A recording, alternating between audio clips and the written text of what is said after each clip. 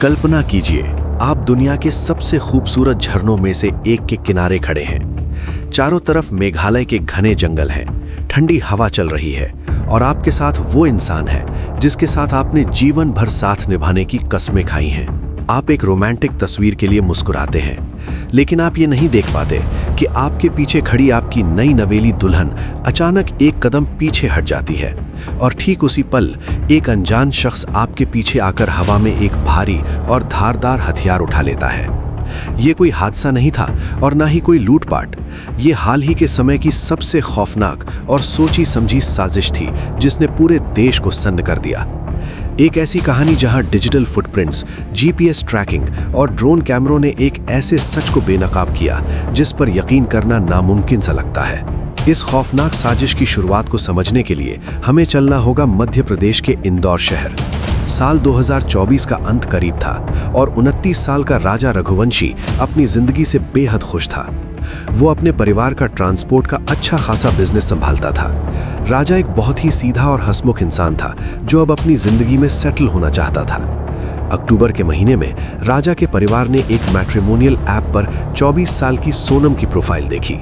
सोनम पढ़ी लिखी थी और अपने परिवार के प्लाईवुड बिजनेस में एचआर का काम देखती थी। राजा को सोनम पहली नज़र में ही पसंद आ गई क्योंकि उसे उसमें एक इंडिपेंडेंट और कॉन्फिडेंट पार्टनर नजर आया। दोनों परिवारों की रजामंदी के बाद 11 मई 2025 को राजा और सोनम की बड़ी धूमधाम से शादी हो गई। राजा के लिए ये किसी सपने के सच होने जैसा था। उसे लगा कि उसे उसकी जीवन संगिनी मिल गई है। लेकिन शादी की पहली ही रात से ये खूबसूरत सपना एक भयानक रूप लेने लगा। जब राजा ने एक नई जिंदगी की शुरुआत करने की कोशिश की तो सोनम ने उसे बेहद ठंडे लहजे में दूर कर दिया, ये कहकर कि वो बहुत थक गई है। अगले कुछ दिनों तक यही अजीब सिलसिला चलता रहा। राजा जब भी उसके करीब जाने की कोशिश करता, सोनम कोई ना कोई बहाना बना देती। एक रात तो राजा ने सोनम को छत पर छुपकर किसी से फोन पर बात करते हुए भी पकड़ लिया और राजा के वहां पहुंचने पर वो बुरी तरह घबरा गई। राजा अंदर ही अंदर टूटने लगा था। उसे लगने लगा था कि शायद उसने गलत लड़की से शादी कर ली है। लेकिन फिर अचानक सब कुछ बदल गया। सोनम का बर्ताव एकदम से बदल गया और वो एक आदर्श पत्नी की तरह राजा पर प्यार लुटाने लगी। उसने राजा को सरप्राइज देते हुए कहा कि उसने गुवाहाटी के कामाख्या मंदिर और मेघालय में उनके हनीमून के लिए फ्लाइट बुक कर ली है।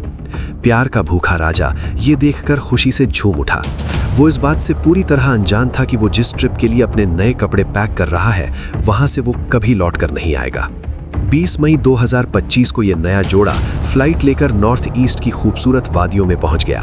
कामाख्या मंदिर में दर्शन करने के बाद उन्होंने मेघालय के शिलोंग का रुख किया और वहां घूमने के लिए एक स्कूटी किराए पर ली। लेकिन इस पूरे सफर के दौरान सोनम का बर्ताव बेहद अजीब था। वो मेघालय की खूबसूरती देखने के बजाय लगातार अपने फोन में घुसी रहती थी। वो लगातार किसी से टेक्स्ट पर बात कर रही थी और पूछने पर घर वालों का बहाना बना देती। असल में वो लगातार अपनी लाइव लोकेशन उन कातिलों को भेज रही थी जो परछाई की तरह उनका पीछा कर रहे थे। 23 मई की सुबह नोंगयात के एक होमस्टे में सोनम ने सुबह 5:30 बजे ही राजा को उठा दिया। वो ट्रैकिंग पर जाने के लिए इतनी उतावली थी कि उसने जानबूझकर अपना मंगलसूत्र और शादी की अंगूठी सूटकेस में ही छोड़ दी। जब वे घने जंगलों के बीच 3000 सीढ़ियों का मुश्किल ट्रैक उतर रहे थे तो रास्ते में उन्हें अचानक 3 लड़के मिले जो हिंदी में बात कर रहे थे। राजा, जो स्वभाव से बहुत मिलनसार था, उनसे बातचीत करने लगा। उसे क्या पता था कि ये तीनों अजनबी उसी के शहर इंदौर से आए थे जिन्हें खुद उसकी पत्नी ने उसकी मौत का सौदा करके बुलाया था। दोपहर के करीब जब वे लोग वेई सॉडोंग फॉल्स के पास पहुंचे तो राजा के फोन पर उसकी मां का कॉल आया। ये राजा की अपनी मां से आखिरी बात थी। उसने अपनी मां से बताया कि वो बहुत थक गया है, केला खा रहा है और वहां नेटवर्क बहुत खराब है। कॉल कटने के बाद सोनम ने बड़ी ही चालाकी से राजा को ये कहकर उसका फोन बंद करवा दिया कि इन लगातार आने वाली कॉल से उनका पर्सनल टाइम खराब हो रहा है। राजा ने अपनी पत्नी की बात मान ली और दुनिया से अपना आखिरी संपर्क भी काट दिया। झरने के पास का वो इलाका बिल्कुल सुनसान था। जैसे ही राजा तस्वीर खिंचवाने के लिए खड़ा हुआ, सोनम उसे बातों में उलझाने के लिए ठीक उसके सामने आ गई। तभी उन तीनों अजनबियों में से एक ने अपने बैग से एक भारी और धारदार हथियार निकाला जिसे लोकल भाषा में डाउ कहा जाता है और पूरी ताकत से राजा के सिर के पीछे जोरदार वार किया। राजा दर्द से चीखता हुआ खून से लथपथ होकर जमीन पर गिर पड़ा। उसने अपनी आखिरी सांसों में देखा कि उसकी पत्नी उसे बचाने के बजाय चुपचाप पीछे हट गई है। इसके बाद उन दरिंदों ने राजा के चेहरे पर भी वार किए और उसकी तड़पती हुई लाश को उठाकर 4 फुट लंबी रेलिंग के ऊपर से एक गहरी और खौफनाक खाई में फेंक दिया। उधर इंदौर में राजा का परिवार खौफ में था, क्योंकि दोनों के फोन अचानक बंद हो गए थे। जब 24 घंटे तक कोई खबर नहीं मिली तो परिवार को लगा कि शायद कोई भयंकर एक्सीडेंट हो गया है। राजा के भाई तुरंत फ्लाइट लेकर मेघालय पहुंचे और पुलिस में कंप्लेंट दर्ज कराई। मामला और गहरा गया जब मेघालय के सोहरा रिम इलाके में राजा की रेंट पर ली गई स्कूटी लावारिस हालत में मिली। पुलिस ने तुरंत एक्शन लेते हुए रेंटल कंपनी के जरिए स्कूटी में लगे GPS ट्रैकर का डेटा निकाला, जिससे पता चला कि वो स्कूटी वेई सौडोंग फॉल्स के पास 18 मिनट के लिए रुकी थी। लगातार हो रही भारी बारिश और खतरनाक मौसम के बीच पुलिस ने स्पेशल रेस्क्यू टीम्स और थर्मल ड्रोन कैमरों की मदद से सर्च ऑपरेशन शुरू किया। आखिरकार 2 जून को ड्रोन कैमरे ने 300 फुट गहरी खाई में एक इंसान के शरीर को डिटेक्ट किया। वो लाश पूरी तरह सड़ चुकी थी और उस पर कीड़े लग चुके थे, लेकिन राजा के भाई ने उसके हाथ पर बने टैटू और उसकी स्मार्ट वॉच से उसे पहचान लिया। पोस्टमार्टम रिपोर्ट ने पुलिस के होश उड़ा दिए। ये गिरने से हुई मौत नहीं थी, बल्कि राजा के सिर पर आगे और पीछे से किसी भारी हथियार से वार किया गया था। ये एक क्रूर हत्या थी। लेकिन अब सबसे बड़ा सवाल ये था कि सोनम कहाँ है? क्या वो भी खाई में गिर गई है या कातिलों ने उसे किडनैप कर लिया है? पूरे देश की मीडिया में ये खबर आग की तरह फैल गई। इसी बीच पुलिस डिजिटल सबूतों की गहराई में उतर चुकी थी।